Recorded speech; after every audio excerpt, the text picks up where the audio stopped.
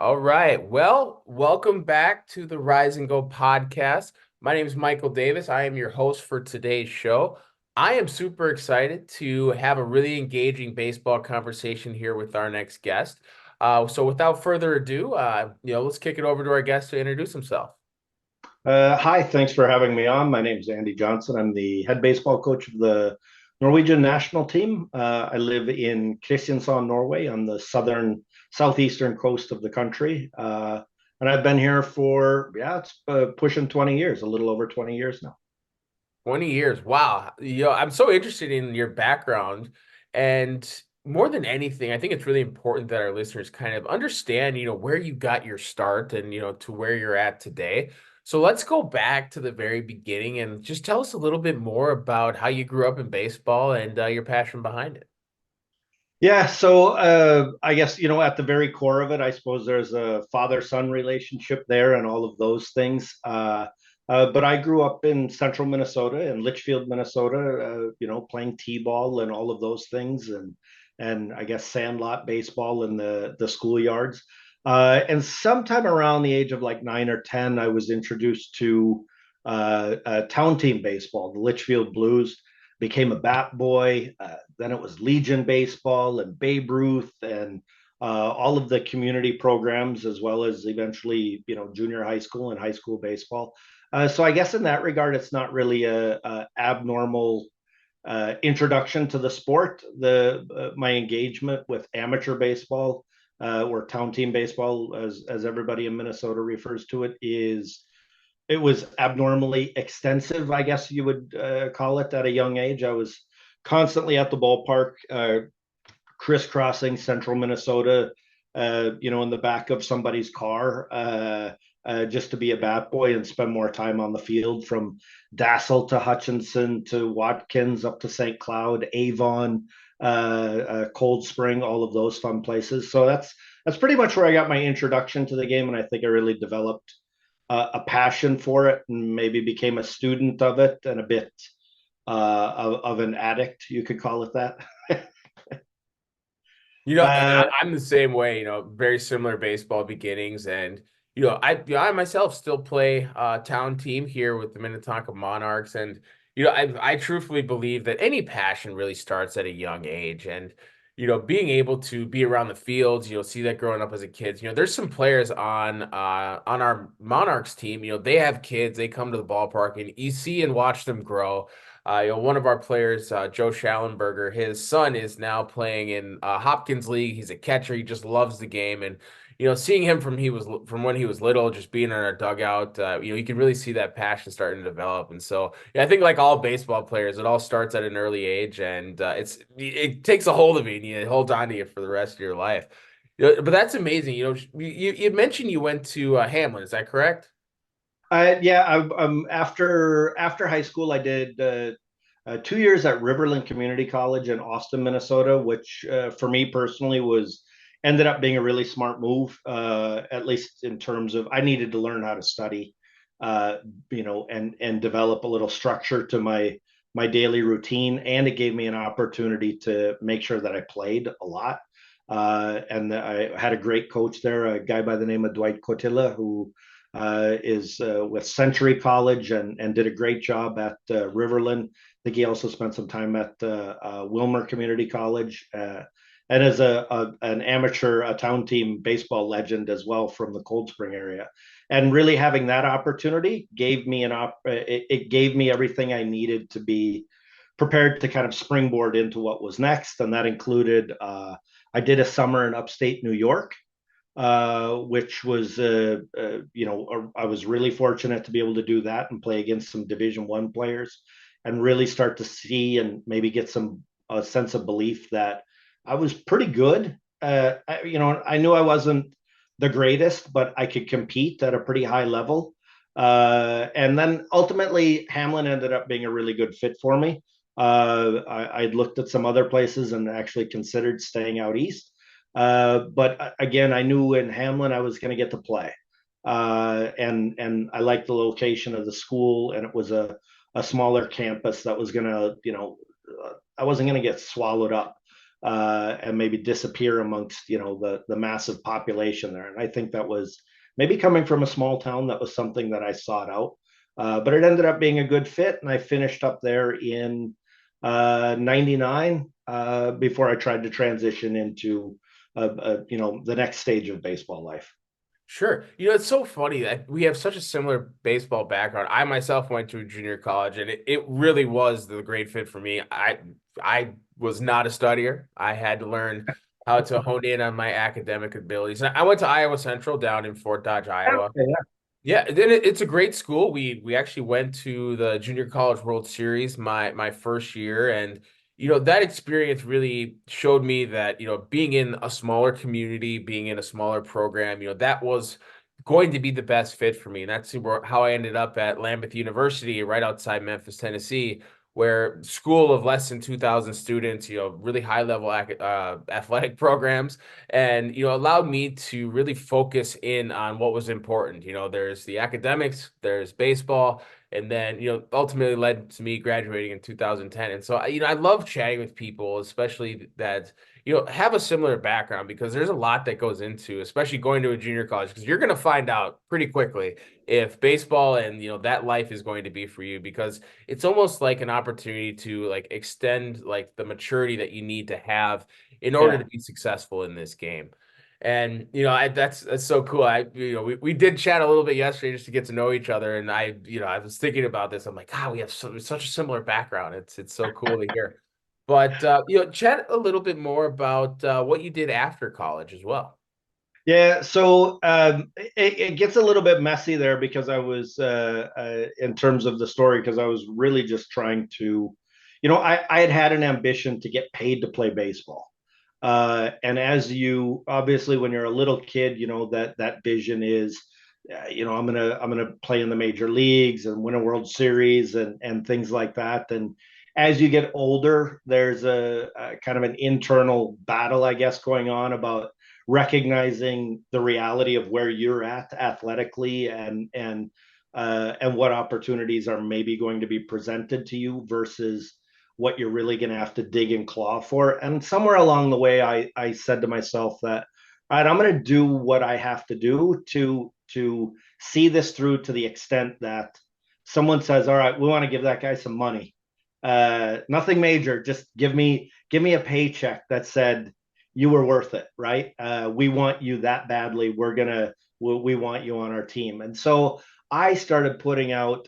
I was working during the winter part time as I worked at Metrodome on the groundskeeping staff. I used the facility there to be able to go and run, and there was a batting cage in the loading dock area. I would hit off of, or I would sneak in at night and hit. Uh, and during the day, I would send out just letter after letter to every conceivable organization you could think of.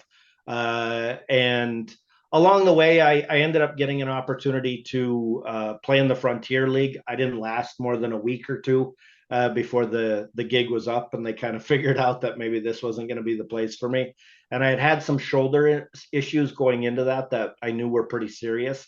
So after that opportunity kind of fell apart, I went back to Minnesota, and the plan was going to be to get a master's degree in sports facilities management, and then parlay that into coaching, maybe manage a small facility. I love groundskeeping and taking care of the ballpark. So I thought I'll kind of marry my love for playing and coaching and the sport and sports facilities, and we'll go that route.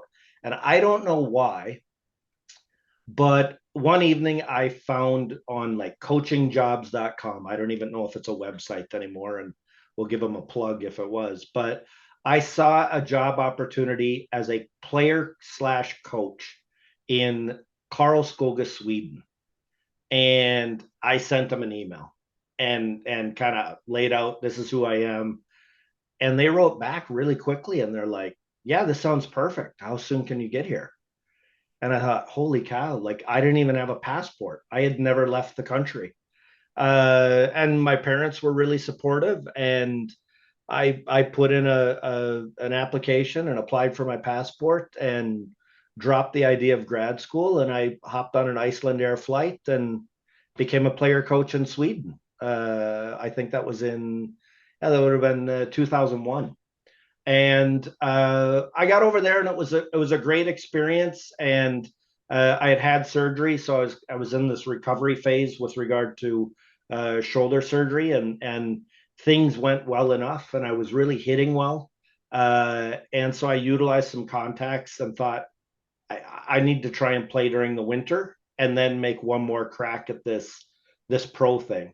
And so I ended up finding a gig in Brisbane, Australia.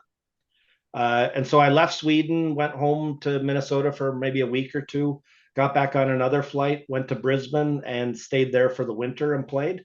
And along the way, I met the woman who is now my wife. She was studying abroad in Brisbane. And towards the end of that stay, I had been trying to sell myself to independent minor league teams and things like that. And at the same time, I had my eye on like just what opportunities there were in Europe.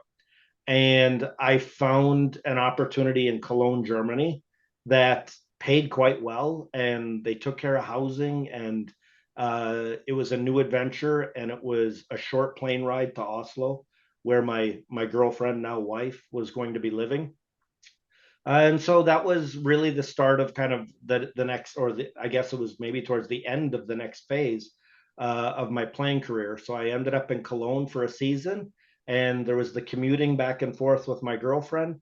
And eventually, that kind of, I had to take the next step, which was how are she and I going to get into the same place at the same time to see if this is really what both of us want, and how am I going to make up an excuse to do that? Meaning, get to Europe. There's visas involved. How can I live there? How will I make money? Will I study? Things like that. And so it was from there. It was kind of the first steps to taking that move into Norway and really establishing a different life altogether. I mean, that's truly an incredible story. I'm always so interested, how we got connected. Fabian, he's former Hopkins Berry. So actually, we played together in town ball. And, that's how we got connected. And it always fascinates me, like, what the differences are between baseball in America, baseball in South America, baseball in Europe. Can you take our listeners through, what your experience are and maybe what the nuances and differences are between baseball in America and baseball in Europe? Yeah. Well, it's really hard to say. You have a lot of uh, uh, it's a good question, and I'll try and give it justice, the answer justice, without going into like just mundane details, because I'm a geek about this, and I've been around nearly every place in Europe where there is baseball now. Uh, and I guess I'd say that, like, when you go to the larger baseball playing countries, which is really the Netherlands, Italy, they always get thrown into the top two. Czech Republic is obviously way up there now with the performance that they had in the WBC, and everything that they've done in the last 10 or 15 years is just like mind blowing, when you look at the progress that they've made. And then Germany is in there, and Spain, they do okay. You could argue they should maybe do better than they do, but whether we're talking about national teams or club culture, it's a bit like, for someone with your background, and maybe for a lot of people in your audience, I'd say in a lot of these countries it mirrors very much Minnesota amateur baseball, in that you might run into a pitcher who is of a professional caliber or has played professionally, in the first game of a series, and by the third game of the series, you might be facing, a good high school pitcher. Depth has a lot to do with the quality, um, the facilities as well. It really depends on where you're at. You can have everything from, there are here in Norway, there are examples where we're literally playing on soccer fields. And then if you go, if I hop on a plane and I fly 1 hour south to Amsterdam, literally within a 10-15 minute drive of the airport in Amsterdam, as you're landing, you can see it. There are some of, minor leagues type facilities, maybe double A, triple A caliber, and guys who are getting paid to play. And the same thing, spread throughout Germany. There's a lot of like small little community type organizations, and in some locations like Regensburg, Germany, Paderborn has done really well. I mean, these are like legit minor league complexes where they have developmental academies. So you get a lot of variation, and there's probably a place for every level of taste of baseball that you could imagine. It is from Italy in a pro style environment, and the Netherlands with kind of a pro vibe to it, to, gosh, I was at a baseball thing earlier this winter in Lithuania, right? I mean, and I think there's like maybe two or three fields in the whole country. So there's a lot of it, and a lot of variation, but the community itself is very small. So it's very easy to get to know people, and when you know them, you will know them for life. Similar to our relationship via Fabian. I met him, I think he was 14 years old, and I was playing a game in Regensburg, and he was an eager kid at the ballpark, and eventually he ended up living in Norway. It was completely random. And then, that kind of tied our friendship together, right? And there's a lot of that. There's a McAllister grad who I know scouts with the Pittsburgh Pirates, Tom Gillespie, who's been roaming around Europe for, as long as I have. So it's a small community, but it covers a fairly big place, if that makes sense. Yeah. It's funny when I hear you chat about, all the different travels that you've had. There's actually so with my coach at McAllister, one of my outfielders, his name's Ray. He's actually in Germany right now. His dad is stationed there with the army. And I was chatting with him in his exit meeting, and I was like, Ray, how are you gonna, keep up with baseball? He's like, well, they have like a facility here, and I'll be able to, work with some people to, make sure my arm stays in shape. I'm like, oh, like I was kind of shocked. I was like, I thought you were going to Germany and you weren't going to pick up a bat or ball until you came back over the winter. But I think that's something that is so unique too, that baseball is a game that's continuously growing. And especially, when I think about like McAllister, like none of our players are from Minnesota, but they're from the continental US. But even thinking about, players like Fabian, someone who, has been able to not only play the game, but stay around the game for a long time. It's so cool just to like, see how baseball has grown. When I was little, I was like, oh, baseball is just a sport that's played in North America, South America. But no, like Yeah. when I was in college, we actually had two players from Australia. One was from Brisbane, the other one was from Melbourne. And they were high level baseball. They were both 3-year starters on our team. They had, all the fundamentals. They were great baseball players. One of them was all conference too. And it is so cool to see that, with the WBC as well. I think it's allowing the game to grow like globally. And Mm. it's funny when I think about like the Netherlands, they've had a huge impact on the WBC because they've upset some teams, and I think they've made a lot of noise, and they have several professional players on their team that have played, for years in Major League Baseball. I'm curious too when you chat about your responsibilities as a national team coach. What has Norway played in the WBC? I have no idea. No, no, we're a ways off from there. And I can kind of, if you don't mind, I just want to touch on something that you pointed to, and we can kind of segue into Yeah, the WBC. But just the global game, and the impact of the game globally, and how it's kind of growing and stretching, and maybe in some places actually shrinking, but it's widening in a weird way. I always found that, like all the things that you're mentioning, right? With when I played in Australia, it was before the Australian Baseball League, and so during the winter, I was able to face. There were guys coming home from the minor leagues, so I was facing guys who had been in Double A and Triple A. I think I faced a guy an Australian guy throwing 98 miles an hour. It was the scariest thing I've ever seen in my right. life. Right? And it was the last place I expected to run into that. And kind of the irony behind that is, at some point along the way, After I had got done playing in Germany, I ended up being connected to the Minnesota Twins and eventually scouting. And my boss was a guy named Howard Norsetter. And Howard is from Wisconsin, but ended up through similar kind of weird stories. He had ended up in Australia and was kind of, he's like, Liam Hendricks and actually Justin Morneau. Those are players that he's signed. And it was through Howie's kind of initiative and like eagerness to get out and scour the globe to find players that led to me being employed with the Twins for the number of years that I did, which also ended up in the signing of Max Kepler, a German product.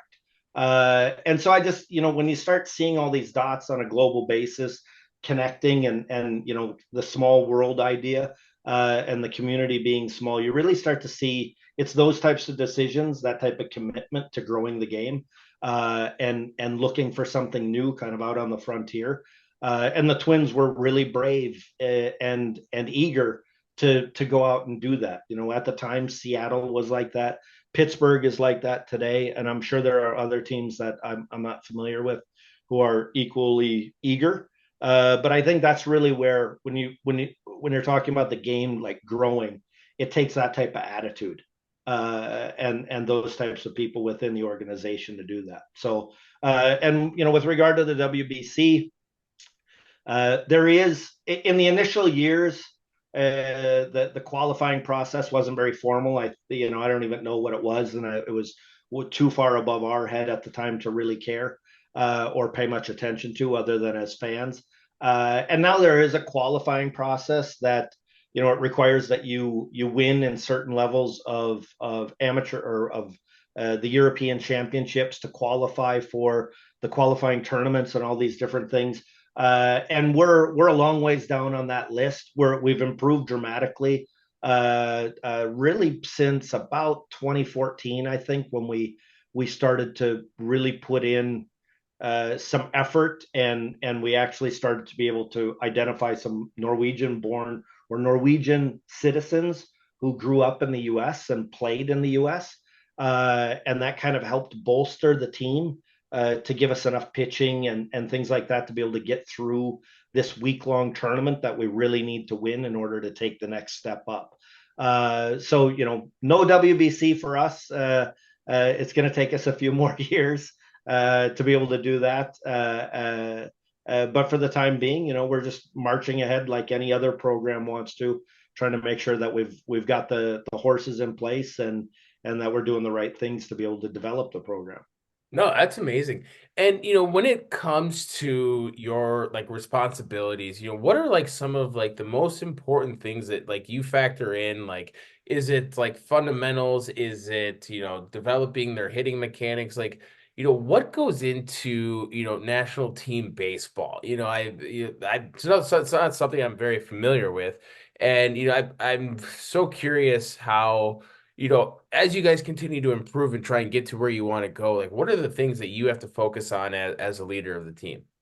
So, good question. And as a coach at heart, I wish it was some of the things that you mentioned. I wish it was about, working on fundamentals and yada yada, the details, the juicy bits of the game, being out on the field with the guys. But in that regard, it's like a college team that you only have access to for maybe, if you're lucky, 2 weeks out of the year.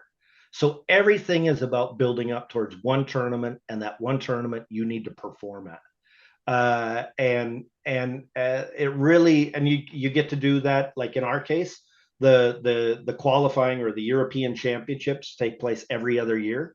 We have one this summer coming up at the end of July and the early part of August in Ireland. And everything gets focused towards one, just getting the team together. So much of it is administrative. There's a lot revolving around recruitment and working with guys' schedules and encouraging them, letting them know in advance, like, hey, make sure you leave these windows open and that you're available to get your butt over here so that we can go and compete. Because if we don't have that full roster on the field because somebody's getting married or they've got to work or They're enrolling in a new school or something like that. They're moving. Who knows? We've got family vacation. If we don't have everybody in place, it's gonna be a hard week.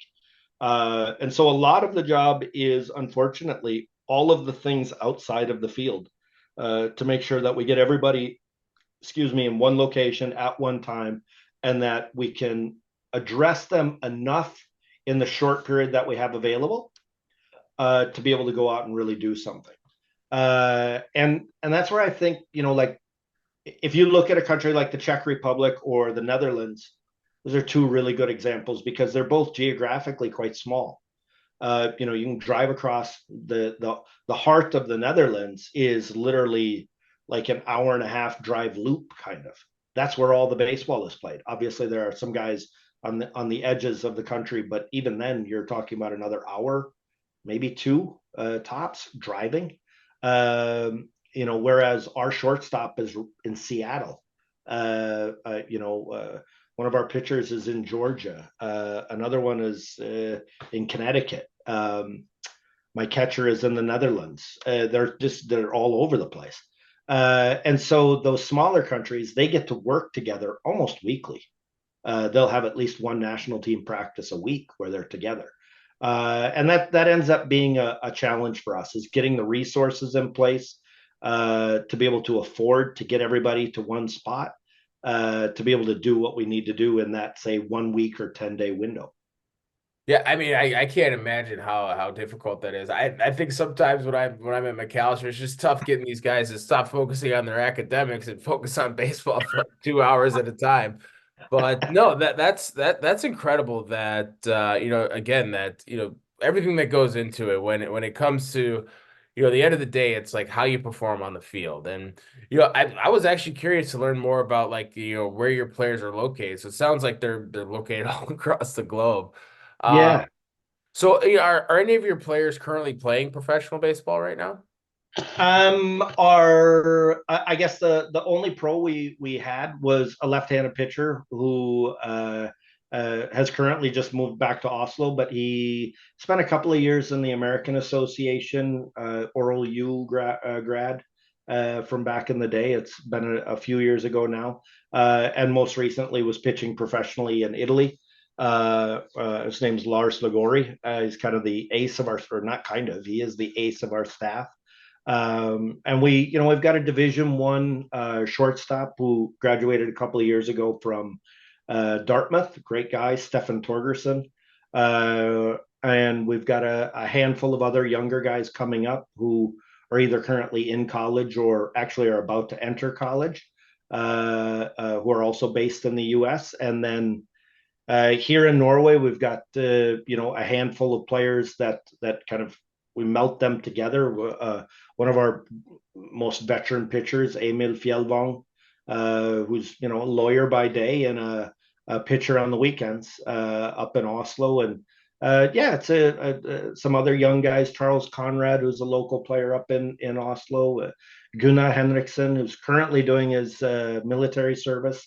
So it's an interesting mix of guys. So some of them have grown up here locally. Some are the kids of Norwegians who are expats in the U.S.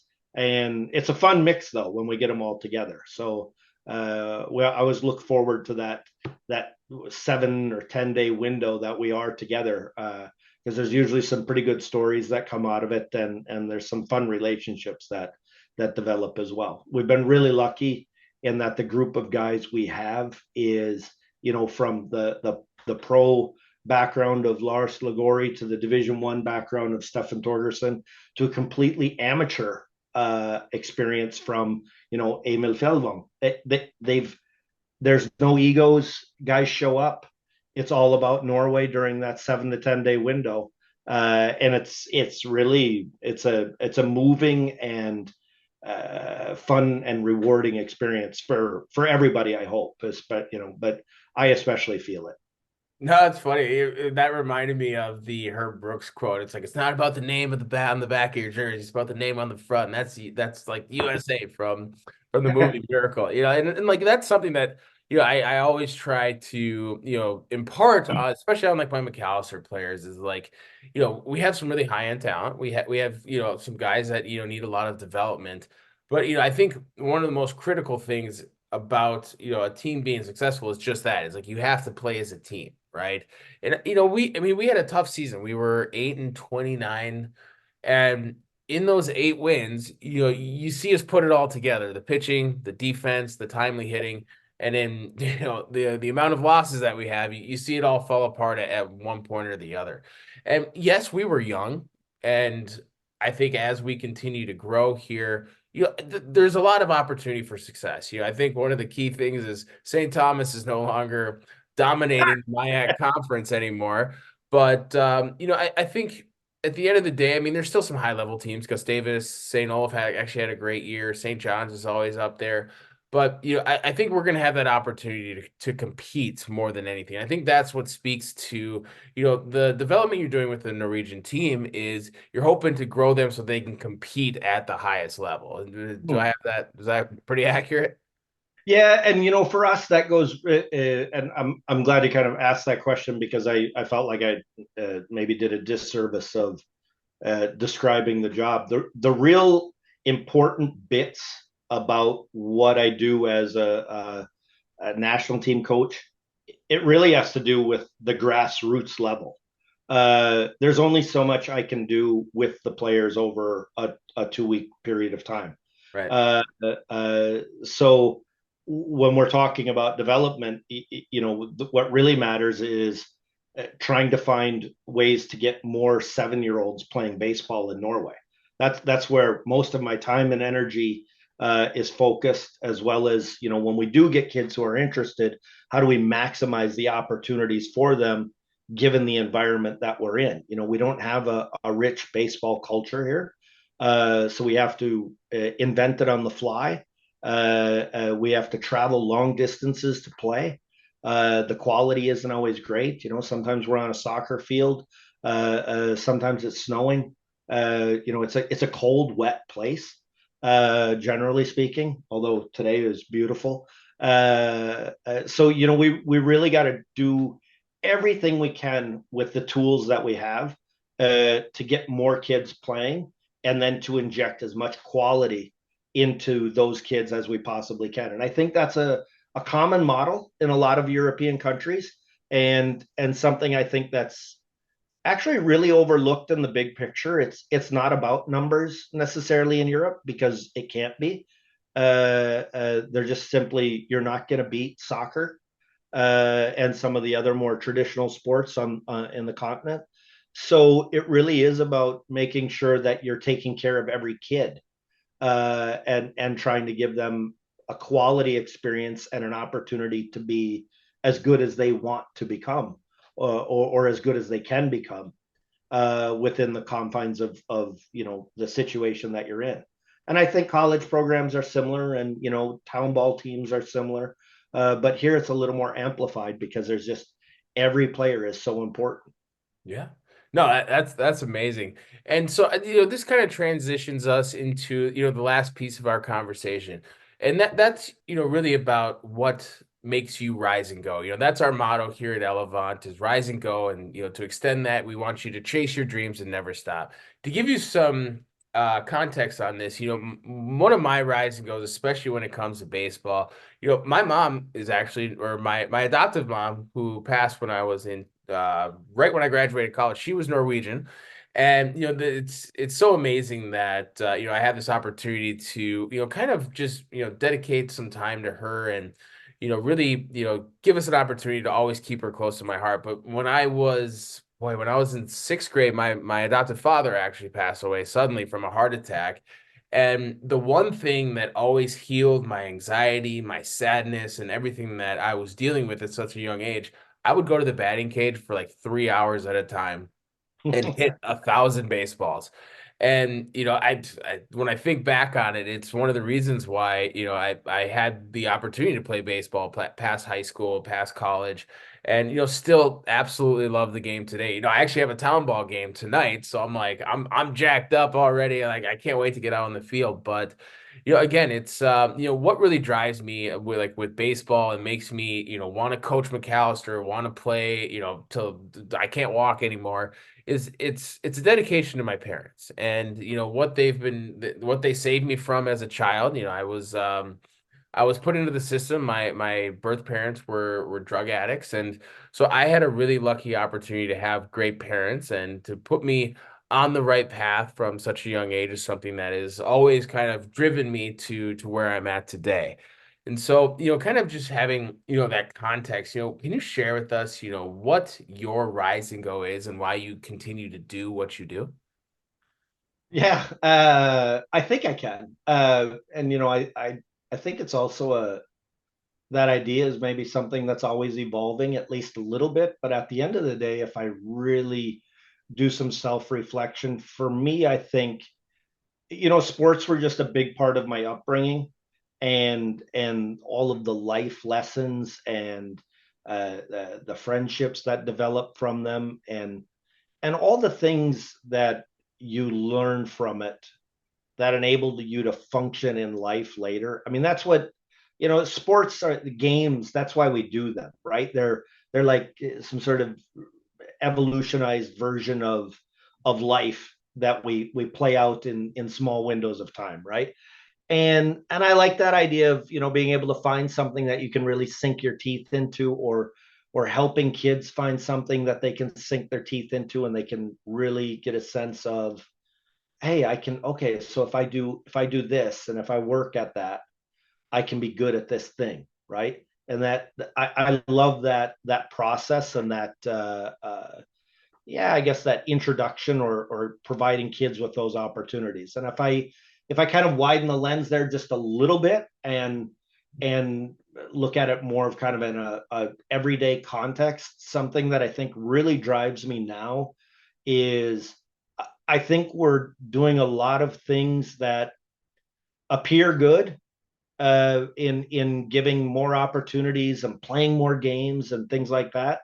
But I think, especially, I feel like we're, in a way, we're damaging and pushing away more athletes than we're letting in. Through travel ball, through high cost, and I'm seeing that in Norway as well, a place where very often we're used as the model of sports inclusivity, and yet I can go over to the local soccer field and I see them putting 9-year-old, okay, the good kids are, you guys practice over here, but it's being talked about differently. Then it's not so open. At least in the US, they're very open about it. uh, and I think that's something that drives me. I'd really like to attack that problem, and encourage that multi-sports background, so that kids can make the right choice about which sport they really want to sink their teeth into later on. And when I scouted, I saw a lot of that, where you would I saw it with national teams. We'd go and watch a lot of national teams and junior national teams. And you would see these guys who, like, at first glance, if you didn't know better, you'd look at them and think, my God, these guys are really good. And they were skilled. They could catch and throw, and they had great swings, and they looked the part. Um, and then you'd, like, go over to this neighboring field, and you'd see the fastest guy in town, with the best arm, but he had, a really rough swing, maybe didn't have a lot of baseball IQ. And then you'd find out, well, he ran track and field most of the time and he's only here once a week. Well, that's the interesting guy for, high end talent, right? So why isn't he on the national team, or why isn't he in a development program? And I think, working on systems and helping clubs, and over here in Europe, it would be some type of a federation that organizes a sport, helping them make sure that they organize that stuff to optimize participation for everybody, to make sure that everybody gets an opportunity to not just play baseball, but other things as well. And that's, I have a passion for hockey, and I grew up playing basketball, and I love football, and I've grown to enjoy soccer, through my kids and their participation in it. So for me, it's about how do we get kids in sports, as many as possible for as long as possible. That I guess that's what gets me up and goes me. It No, rises. I love It's not that. rising. I couldn't agree more with what you said that, playing multiple sports, especially in your youth, is I think it's vital to development. I actually like my first love was actually soccer. I wasn't like an actual great soccer player. I was a great goalkeeper. So, Yeah. uh, I just love like, just being that last line of defense, but I also like it was like the indoor soccer where you'd play on like an ice rink because the game was so fast and Yeah. oh, Yeah. I loved it. And then, I played football. But when it came down to it, baseball was the one thing that I just fell in love with. But like the hand-eye coordination that you develop with like soccer, the toughness you develop with football, it all kind of coincided to like allowing me to play baseball is still up until this day.